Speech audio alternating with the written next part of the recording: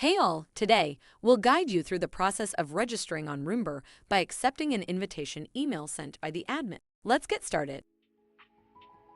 First, keep an eye on your inbox. Once the admin has added you as a teacher to the institute, you'll receive an email from Roombr. Click on the invitation email from Roombr. Click on the Get Started button. You'll be redirected to a page where you'll need to set a password for your Roombr account. Choose a strong password that you'll remember easily. Once you've set your password, you're all set to log into your Roombr account. Use your email address and the password you just created to access your account. If you've already registered on Roombr using the same email address, simply click on the invitation email. You'll be able to view the new Roombr account when you log in. And that's it. Register on Roombr is simple as that.